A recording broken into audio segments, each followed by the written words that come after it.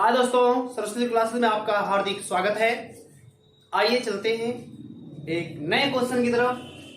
प्रतिरोधों का संयोजन। प्रतिरोध आपको बताए थे, प्रतिरोध होता क्या है। जब किसी चालक तार में वैद्युत धारा प्रवाहित की जाती है और उसके मार्ग में जो अवरोध उत्पन्न होता है वही प्रतिरोध होता है। आज हम पढ़ेंगे प्रतिरोधों का संयोजन। प्रतिरोधों को हम किस प्रकार से जोड़ते हैं, आइए इसके बारे में पढ़ते हैं। प्रतिरोधों का संयोजन दो प्रकार से किया जा सकता है। पहला होता है श्रेणी क्रम संयोजन और दूसरा होता है समांतर क्रम संयोजन।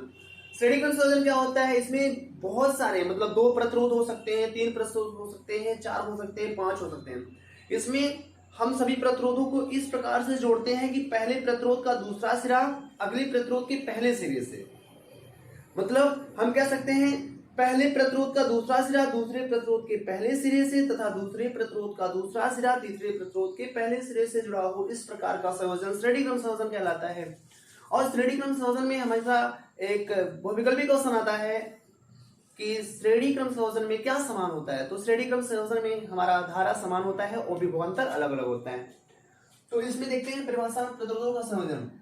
श्रेणी क्रम संयोजन में हम सभी प्रतिरोधों को इस प्रकार जोड़ते हैं कि पहले प्रतिरोध का दूसरा सिरा, मैं बनाता हूं, ये देखिए, ये है आपका प्रतिरोध, ये प्रतिरोध का पहला सिरा है और ये प्रतिरोध का दूसरा सिरा। तो श्रेणी क्रम संयोजन में हम सभी प्रतिरोधों को इस प्रकार जोड़ते हैं कि पहले प्रतिरोध का दूसरा सिरा, ये पहले प्रतिरोध का ये दूसरा सिरा है, दूसरे प्रतिरोध के ये अगला प्रतिरोध, ये अगला प्रतिरोध आपका है, अगला प्रतिरोध दूसरे प्रतिरोध के पहले सिरे, ये दूसरे का पहला है और ये पहले का दूसरा है।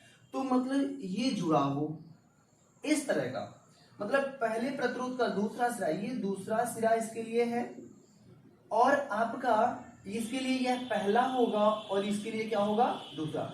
मतलब फिर अगला प्रतिरोध, जब अगला प्रतिरोध हम जोड़ेंगे, जो अगला प्रतिरोध हमारा होगा, तो ये तीसरा प्रतिरोध है, इसका ये क्या होगा, पहला सिरा होगा और इसका ये क्या होगा, दूसरा सिरा। मतलब हम इसमें क्या देख रहे हैं कि हर प्रतिरोध में दो सिरा है, पहला दूसरा, पहला दूसरा, पहला दूसरा।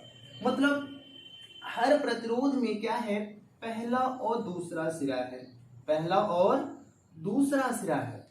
तो यहाँ पे हम देखते हैं कि श्रेणी क्रम संयोजन में पहले प्रतिरोध का दूसरा सिरा दूसरे प्रतिरोध के पहले सिरे से वह दूसरे प्रतिरोध का दूसरा सिरा तीसरे प्रतिरोध के पहले सिरे से जुड़ा हो। इस प्रकार का संयोजन श्रेणी क्रम संयोजन कहलाता है। इसमें क्या होता है इसमें आपका धारा क्या होता है, समान होता है। इसमें धारा क्या होता है, ये प्लस होगा, ये माइनस होगा। हमेशा जो धारा कितना होती है, प्लस से माइनस की ओर होती है, प्लस से निकलती है और माइनस पे जाके क्या हो जाती है, समाप्त हो जाती है। अगर ये आई धारा है तो आई ही रहेगी, यहां भी आई। लेकिन अभी हम देखेंगे यहाँ पे ये पॉइंट है, ये बीच में है, मान लीजिए ए है, ये बी है, ये सी है और ये डी है। तो इसका जो विभवांतर होता है वह अलग अलग होता है। धारा समान होता है लेकिन विभवांतर क्या होता है आपका, अलग अलग होता है। मतलब यहाँ तीन प्रतिरोध है, प्रतिरोध को आर से व्यक्त करते हैं, तो ये पहले का है तो R1 हो जाएगा, ये दूसरा है तो R2 है और ये है तीसरा है तो R3 हो जाएगा। और ये क्या है, सेल है। और श्रेणी क्रम संयोजन में तुल्य प्रतिरोध, टोटल प्रतिरोध R बराबर हो जाएगा R1 plus R2 plus R3। ये हो गया आपका तुल्य प्रतिरोध का सूत्र हो जाएगा।